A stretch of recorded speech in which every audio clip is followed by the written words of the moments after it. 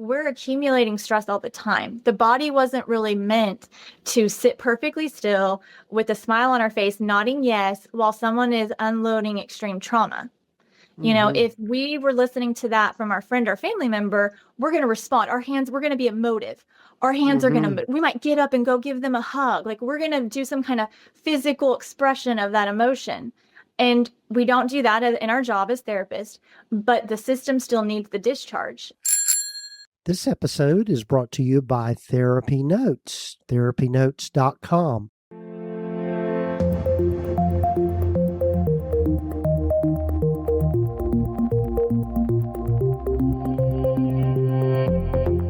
For the past 20 plus years, I've been working in the mental health field as a licensed therapist, private practice owner, coach, and consultant.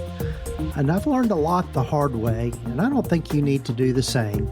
Hi there, I'm Gordon Brewer, and welcome to the Practice of Therapy podcast, part of the Psychcraft network of podcasts. Whether you're just starting out, expanding your practice, or looking for fresh inspiration, this podcast is here to support you in your journey.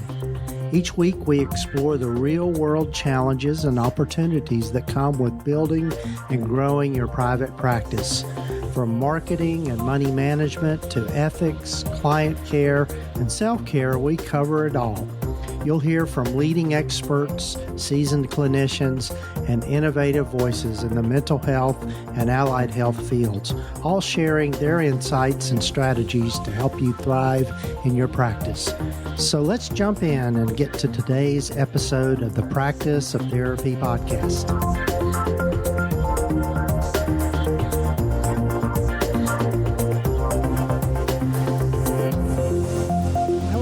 Welcome to the podcast. This is episode number 442 of the Practice of Therapy podcast. I'm your host, Gordon Brewer, and so glad you've joined me for this particular episode. And if this is your first time listening to the podcast, I'd invite you to go over and follow us or subscribe to the podcast wherever you might be listening to it. So looking forward to you hearing from my guest today, Lindsay Benson, who is a therapist in Oklahoma, and we really get into talking about kind of her journey from starting out after going from an agency job to going into private practice, and her decision to accept insurance and then getting off of insurance panels, and then all the work that she's doing with other therapists, in particularly both clinical work and also some consulting work. So it's really a great story, and looking forward to you hearing from Lindsay and just all the cool things that she's doing. But before we get to that, I'd love for you to go over to practiceoftherapy.com, the website for this podcast, and go and check out the coaching and consulting link up there. And if you'll just click on that, you can sign up to get a free 15-minute brainstorming session with me to see if doing some individual intensive consulting with me would be a good fit for you.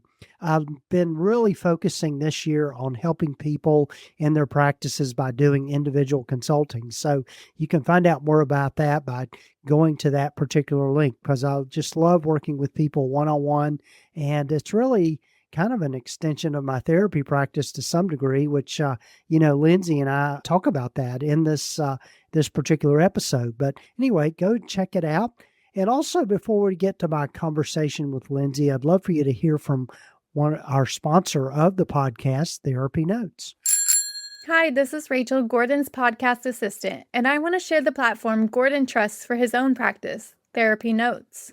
TherapyNotes is the highest rated EHR, practice management, and billing software for mental health professionals. It's an all-in-one system for scheduling, notes, billing, and secure client communication. And if you ever need help, their 24/7 customer service is always just a call or email away. Their latest update, Therapy Fuel, uses AI to streamline documentation, generating progress notes, creating contact notes from client messages, and even summarizing client history forms, saving therapists hours every week. Are you ready to give it a try? Head to TherapyNotes.com, click Start My Free Trial, and use the code GORDON to get your first 2 months free. See why Therapy Notes is the most trusted EHR and the one Gordon chooses for his practice. Please enjoy the rest of the show.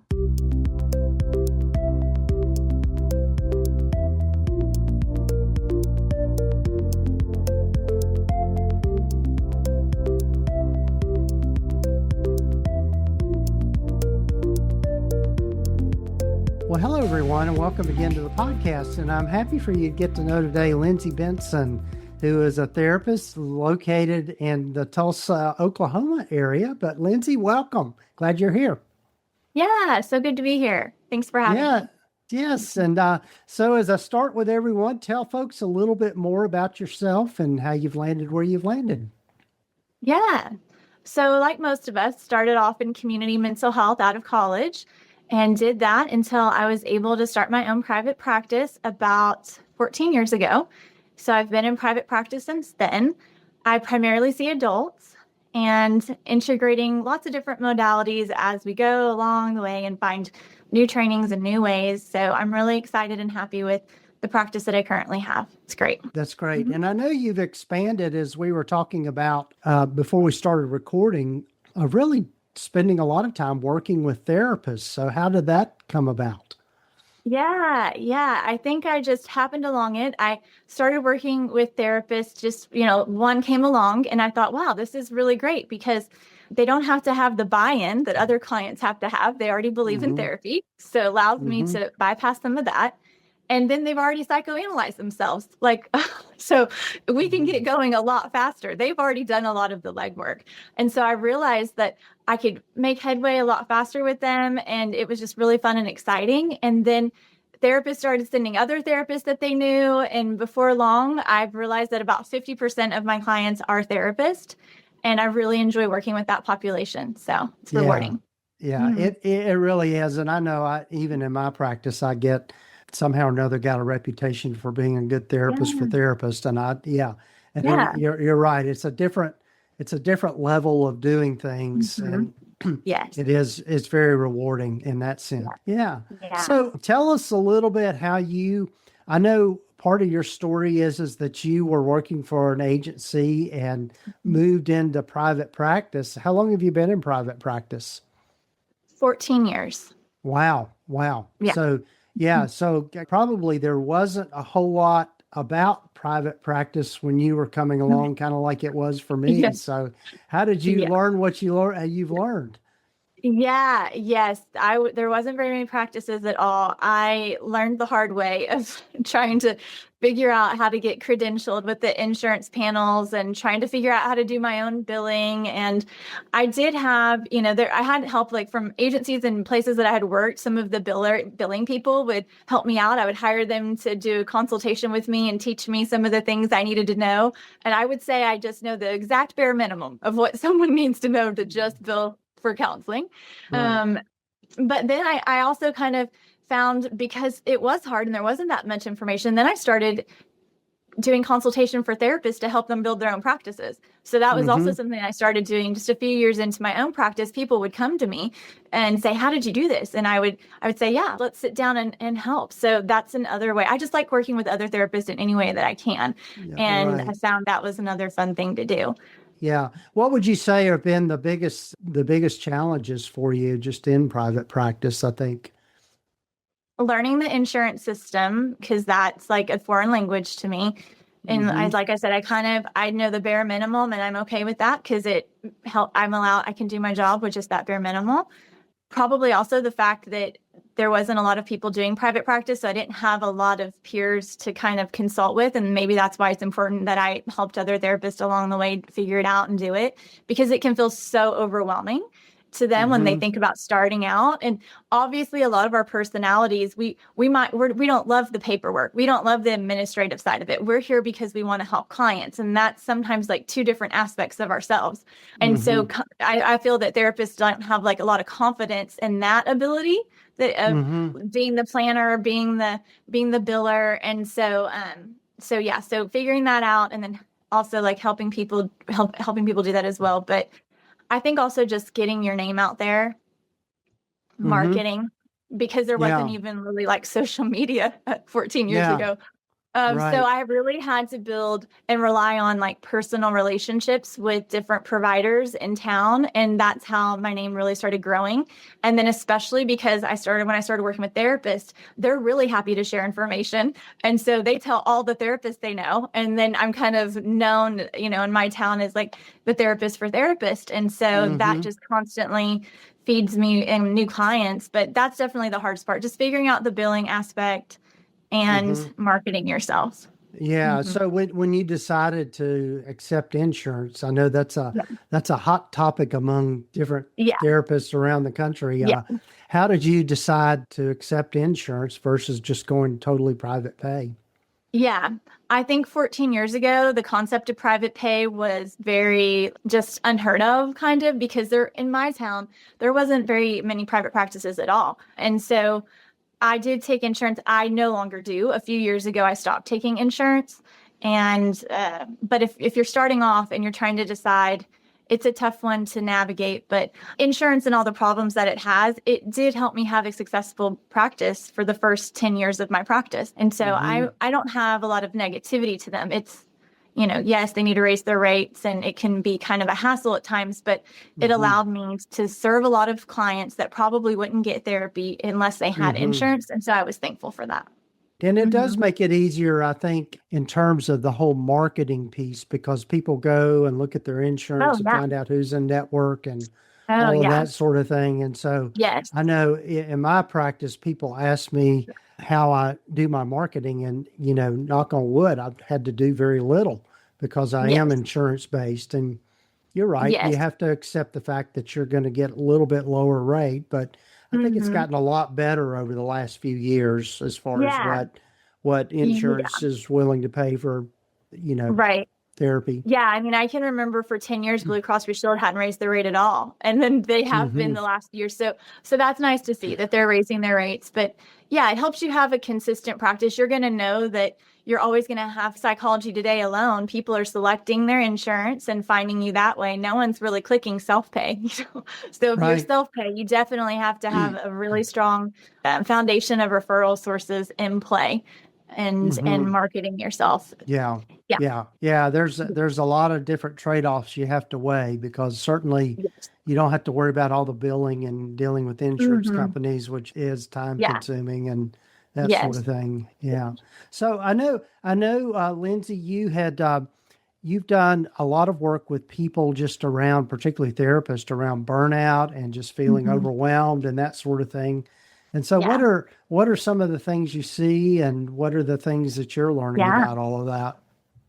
Yeah, for sure. Yeah. So several years ago, when I'd already been working with therapists for a long time, I would see the same pattern that I had seen in myself, actually, Hmm. I'm a little bit ahead of the people that I'm turning back around and reaching my hand out to kind of help from the lessons that I've learned. And so recognizing therapists are so good at taking care of everyone else and put themselves last often. And the Hmm. pattern that then creates in their central nervous system, and that plays into them experiencing burnout and them not really noticing it, like not really tracking it. Maybe they notice they're tired, maybe, but they're like, oh, it's just because I didn't sleep, or oh, maybe I need to see a few less clients. But it's not just a one night sleep kind of tired. It's like a real central nervous system shutdown, burnout, exhaustion, led by their desire to help people, and also impacted by the intensity of the work that we do. And Hmm. just the fact that our central nervous system is taking on more than it's really intended to. And we're listening to trauma for 6 to 7 hours a day. And even though Hmm. we figured out a way to present stable and balanced in the session, our nervous system is still taking the hit. And it doesn't matter how good of a therapist we are, that is inevitable because we are human and we all have a central nervous system. So Right. knowing that about myself and going on that journey for myself and how to support myself and my system, I started recognizing all these therapists that I was seeing, they needed the same information. And so because I was working with them one-on-one, I'm sharing all that information. But then I Hmm. recognize at a larger scope, we've got to start talking about this and doing more. So just noticing people's burnout, central nervous system response, chronic exhaustion, overwhelmed, shut down. They do their 7 hours of therapy and then they can't get off the couch at the end of the day. Their quality of life isn't great. They're not really having fun. They're not really enjoying them. They're dragging themselves through their day-to-day life for the sake of being a good therapist. And so, starting to, integrating that into my own work individually with them, and then expanding it to offering CEUs and other things around this topic for therapists. And obviously, central nervous system is such a hot word, and I'm so thankful that it is. The last few years, it's really everywhere. And that is great. I'm excited for that because I think we all need to be more cognizant of how our own system is showing up in the room, because it's not just about the burnout. It's also about how well we're able to be present for our client. And they're coming in and their nervous systems are completely dysregulated, and we have to hold the space and stay regulated so we can help co-regulate.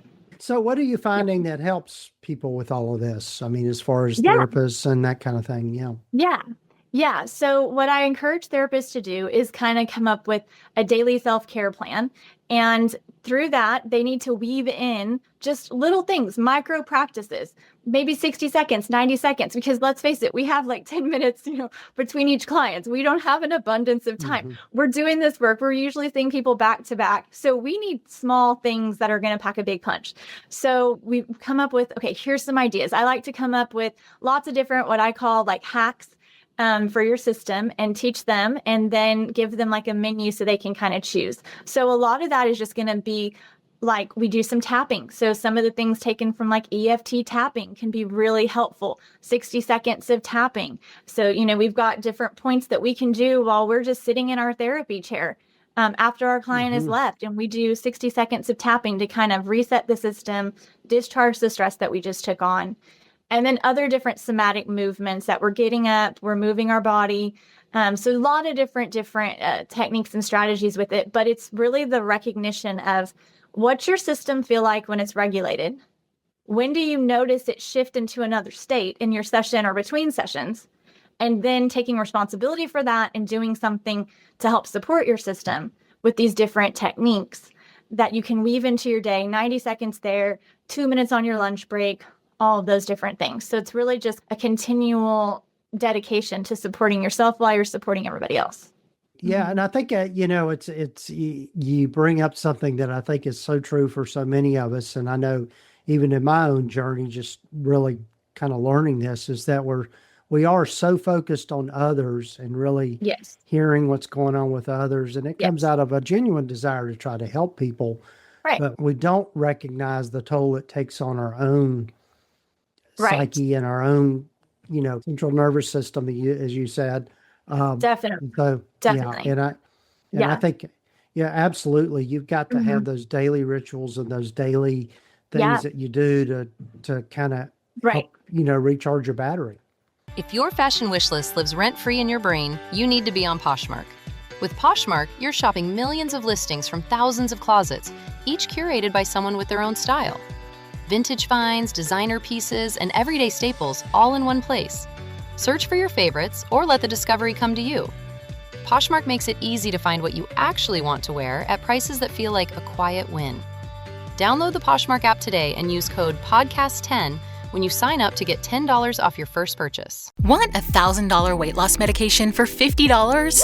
It all starts with Roe's free GLP-1 insurance check. Just upload your insurance card to see if you have coverage, then relax. Over 200,000 people have qualified for a $50 copay through Roe. Go to roe.co/health. Half of covered patients have a $50 per month copay or less for medication, plus $145 monthly Roe membership fee. Deductible cost may apply and final cost varies by insurance plan. For safety information about GLP-1 medications, including boxed warning, go to roe.co/safety, RX only. You know that feeling when too many things fall through the cracks? Monday.com was built for that gap. The AI work platform where people and agents work side by side to deliver more together. Create your first Monday agent today at Monday.com.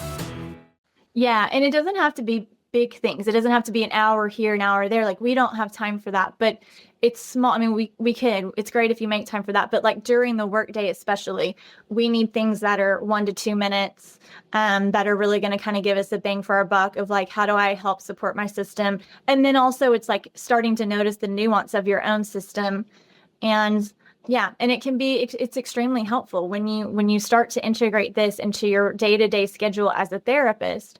Then at the end of the day, you don't feel so exhausted and worn out. You can then go enjoy the rest of your evening and spend it doing things you want to do because we're accumulating it every day. It doesn't matter if we got off work and we said, wow, that day was totally fine and I feel okay. We're accumulating stress all the time. The body wasn't really meant to sit perfectly still with a smile on our face, nodding yes, while someone is unloading extreme trauma.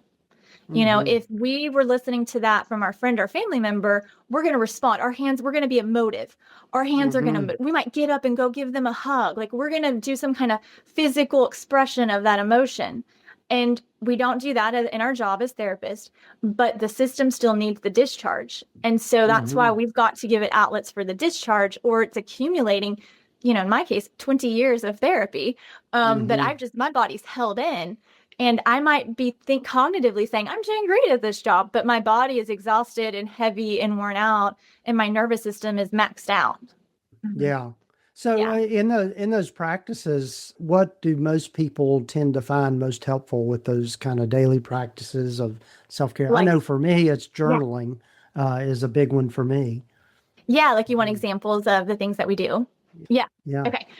Yeah. So anything journaling is great. Definitely movement. We have to move our bodies. Goes back to what I just mentioned. And that can be, a big workout, but really it can look like a 10-minute walk. It doesn't have to be intense. And oftentimes that's not really what the body wants, but like gentle movements. So doing some different like yoga movements between our sessions, just some like arm swings that we have, sun salutations, even just like leg lifts. So like you're standing in place and you're picking up one leg at a time because we're sitting all day long. That's another aspect. We're sitting all day long. And the psoas is what holds a lot of our fight flight energy. And so that's right there. It's like connecting our legs to our body. And so ours is typically tight. We're sitting all day long. And then if you think of like fight or flight and you think about running, and it's tight. So just moving that around. So different movements, different yoga positions, the tapping, like I said, we've got like the karate chop. That's really easy for people to do, where you're just taking the fleshy part from your pinky to down the palm of your hand and you're hitting it together. And you're taking deep breaths, because that's helping release a lot of tension and stress in the body. So really just small things like that. A lot of them, we have an Instagram channel that we share a lot of these things, and a YouTube channel, Divine Legacy Collective. And there's tons of free videos, and it's specially made for therapists. And it's anything from a 4-minute video to a 15-minute video. So you can choose what you want to do, because there's so much information. It's hard for me to exactly share, but it's really those hacks. It's just like, I have 60 seconds. What can I do? Well, I know to change gears just a little bit, I know one of the things that I saw from your website is you do some intensives with people. And and so, and to me, that is a great use of time, in that you're going to get more bang for your buck with not only therapy, but also just probably a little more income by offering. Yeah. I love intensives. I have, on Fridays, I typically have like Friday open, and I use that for intensives. So anywhere from 3 to 4 hours. So I'll block off that window.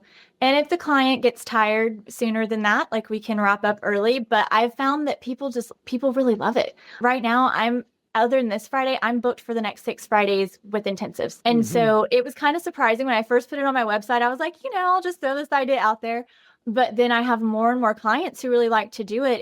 And some of that is, I have clients that live an hour and a half away, and they don't want to come every week. And so they're going to come once a month for an intensive for 4 hours. That's more, beneficial for their time. And we get a month's worth of therapy done in a day. And so, and then other clients that are really kind of in big situations, intense situations, and they just feel like an hour is not cutting it. And so they will do, 2 intensives a month. Or yesterday, someone who comes once a week, and every once in a while, she just wants to do an intensive. So she's like, can I get booked for an intensive soon? So it's really been surprising to me that people are taking to it so much, but I understand, because we get so much accomplished.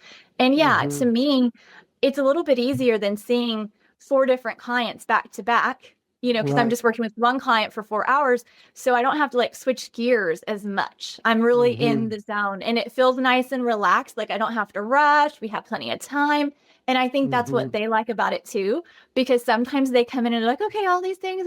And there's so much that we do. Okay, we're doing EMDR, we're doing IFS, we're doing somatic. Like there's so many modalities that we blend in, and I can do it in 50 minutes. But when you have a lot longer time, it's a more relaxed experience for sure. Right. And you feel less pressure yourself because you're Yes. not already thinking, oh, well, I've got to get ready for the next client. Yeah. Exactly. Right. When the last Yeah. 10 minutes, inevitably, when someone brings up something large and you look over and you have 10 minutes left and you're like, oh, Yeah. yeah. And you have to Yeah. say, we'll get to that next week, and then Mhm. no, we've got plenty of time. So yeah, I've been really enjoying them and kind of surprised that since adding that a few years ago that people really took it up. And that also comes in with not taking insurance allows that to happen.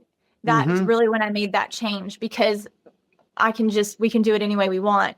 Now, if you did take insurance, I'm sure you could still do an intensive and the client would just need to self-pay for the additional hours that their insurance isn't going to cover. Sure. Yeah. So you transitioned, and again, we'll get ourselves in a little tangent here, but Yeah. you transitioned away from accepting insurance? Yes. Yeah. What was that Yeah. process like? It was a little scary, of course. It was like a leap of faith. Yeah. I'd been back and forth. I thought about it for a long time before I did it. And I had a lot of peers that had done it before me. So I kind of got to watch and see, okay, they made it. They made it. So that was helping in my confidence. But yeah, it was just a big leap of faith. But my clients, most of my clients were able to continue with me. And the ones who needed to use their insurance, I, passed them off to other therapists. And then to my surprise, I think that, people are still willing to pay the rate. I think also for me, I would say, like, if someone's thinking about doing that, I would say it's really important that you have a good referral source, that you have a good website, that you have a lot of word of mouth marketing in your area. And ideally, it's great if you have some niche areas that you like to focus on, or, have several modalities that you're using, because then it makes it more justifiable as like why they should come see you and pay cash versus see this other person doing the same thing who they could pay $20 and use their insurance for. So kind of like setting yourself apart, I think, helps it be more successful. And I have a lot of niche areas that I do, and I have a lot of different modalities that I do, and I bring in a lot of holistic stuff at this point in my practice too. So it attracts people who are interested in kind of integrating several different styles of things into a therapy hour. Yeah. And I think that's, people hear on this podcast all the time, the importance of creating a niche for yourself and making, and focusing in on that, because you're going to be a whole lot happier and you're going to probably get more clients that way as well. Yeah. Yeah. Trying to figure out who your ideal client is. Yeah. Sure. Yeah. Well, Lindsay, I know we've got to be mindful of our time, but tell folks about, you've got a retreat coming up for therapists, and so say some things about that. Yeah, definitely. So with the same kind of concepts in mind that we were just exploring, this retreat was born from that place.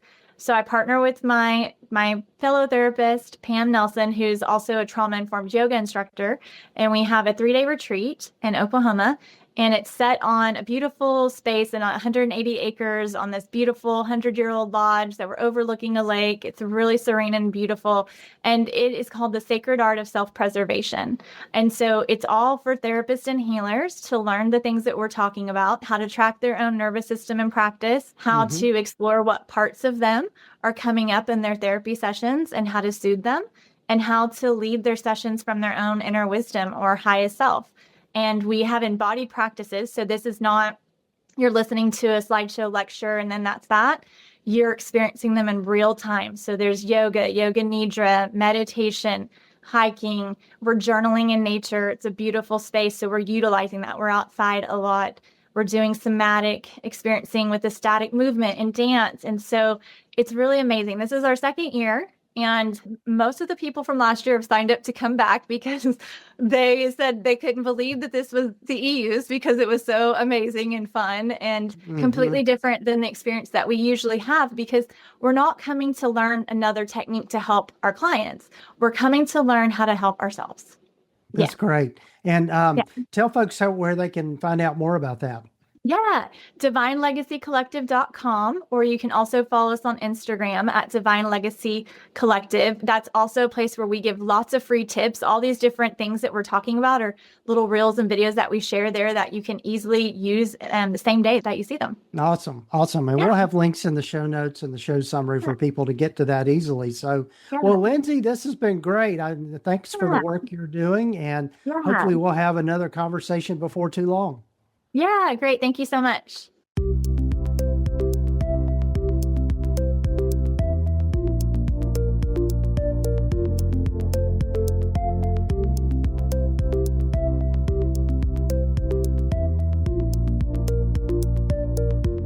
Well, I'm grateful to Lindsay for joining me on the podcast, and hopefully this gives you some inspiration and just hearing from somebody like Lindsay and the things that she's been doing in her practice. And also, if you're thinking about going from accepting insurance to being strictly cash pay, this was a good, hopefully you got some pointers on all of that. You know, it's always a hard decision, I think, for people in the beginning to decide whether or not they want to accept insurance or not. And as we talked about, certainly going without being on insurance panels is easier as far as the logistics and the accounting and collections and all of that sort of thing. But it also, the trade-off is in terms of how much marketing you're going to have to do and really putting yourself out there in a way that is unique. And so those are the different trade-offs you have to think about. But as we also mentioned in the podcast, in this particular episode, one of the things I'm saying is that the rates that insurance companies are willing to pay now are almost competitive with private pay now. So, it's a hard decision to make. There's no right decision, but I think a lot of us have done that over the years. But anyway, check out Lindsay's things and also check out the retreat she's got coming up. And you'll find links here in the show notes and the show summary to get to that easily. And also, if you're interested in working with me, go to practiceoftherapy.com and you can find out more about that. And also, before we go, big thanks to TherapyNotes for being the sponsor of this podcast. They are the leading electronic health record system for mental health providers. They're who I use in my practice, and constantly impressed with the ways in which they are improving their platform and making so many valuable tools within that platform. One in particular is their Therapy Fuel feature, which just really streamlines your documentation and makes it so much easier with the use of artificial intelligence, or AI as we call it. And so be sure and check it out. And if you'll use the promo code Gordon, just GORDON, you can try them out for 2 months for free. And if you can get to that by going to practiceoftherapy.com/therapynotes. So take care, folks. Thanks again for joining me. And do take time to follow us or subscribe to the podcast if you haven't already. And we've got lots of great guests lined up for our next episode. So check it out. Thanks, folks. Take care.